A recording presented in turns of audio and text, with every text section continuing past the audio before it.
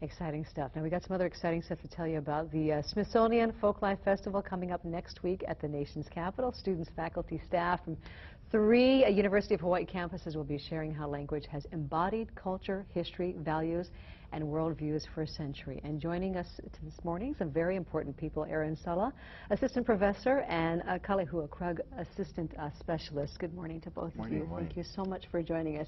And you guys are telling me you're leaving tomorrow, right? It's coming up quick. So tell me about the Folklife Festival as a whole. You were mentioning this focus on Hawaiian language, Hawaiiana. It's been a long time since you've had this opportunity. So in 1989, Hawaii was a featured culture as part of the program. Last year, the University of Hawaii was part of the Land Grant University program at the Smithsonian Folk Life. And then this year, Hawaii is part of the program that focuses on the revitalization of language. And the program itself is called One World, Many Voices. Now, Kalehua, tell me a little bit more about the efforts with the language. I mean, I think for so many years now we've heard about the possibility of Hawaiian being a dying language, but there's been so much hard work put into making sure that doesn't happen. Tell me about that. Yeah, recently there's been some movements by some of the grassroots effort at the legislature to start addressing some of the assessment issues that we're facing in the Hawaiian Immersion program.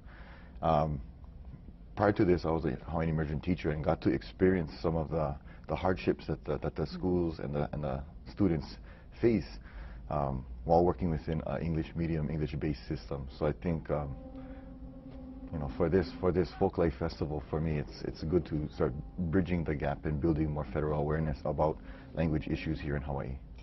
Tell me about what else you want to showcase, what else you want to share with people when you're up in Washington, D.C. Well, we have Kalo people coming.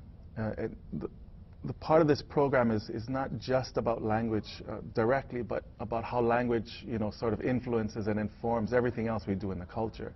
And so we have cultural artists coming. We have Mana Leo from the Ihau coming to share their work in the Ihau shell lead making. We have Kalo people coming in the Kihei Nahale'a and Earl Kava'a. We have the newspaper project with Puakeanogo Meyer.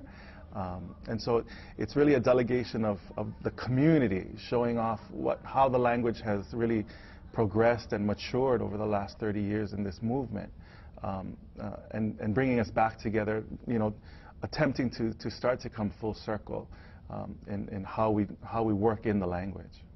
Well, obviously, it's such a beautiful and important culture and language. We all love it here so much dearly, and it's so wonderful to see such an educated and valuable delegation heading up there to represent us. We're so thrilled to have you here this morning. Thank you so much. Thank you for having us. And again, to see this interview again, just head to the top videos section of our website, KITV.com. Again, the Smithsonian Folk Life Festival coming up next week at the nation's capital, and we will be well represented. It is 7:52.